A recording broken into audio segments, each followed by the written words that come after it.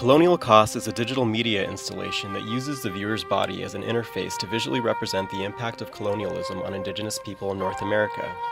The installation will display contemporary as well as historical photographs collected from anyone with Indigenous blood at various events or via the internet. The collective media will then be displayed via a projection map or a monitor using interactive software. As the viewer approaches the installation, the collection of photos being projected onto a wall or a sculpture experience a reduction in opacity and are sent into a bright light until they disappear. This is a visual reference of the work of author Andrea Smith. In the 6th chapter of her book, Color of Violence, Smith addresses the 3 pillars of white supremacy. The second pillar specifically addresses the logic of genocide. According to Smith, this logic holds that Indigenous peoples must disappear. In fact, they must always be disappearing in order to allow non-Indigenous peoples rightful claim over this land.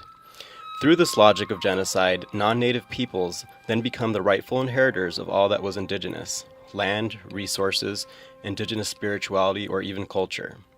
Native peoples are seen as a permanent present absence in the U.S. colonial imagination, according to Smith. Additional media will be placed in the vicinity of the installation that provides viewers with a historical reference on a floor or wall to further reinforce the idea of colonialism over time.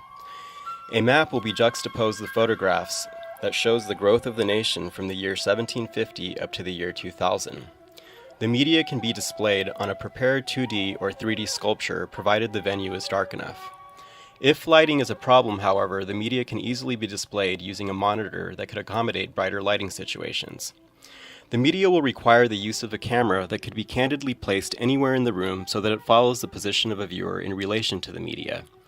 The sensory input is then used to manipulate the position of the timeline. This setup forces the viewer to participate in the colonization by giving the viewer control of the timeline via his or her position to the media. Getting close to the present means the disappearance of the photos and the growth of the United States. This forces a viewer to see the effects of his or her presence on the land and the people being displayed.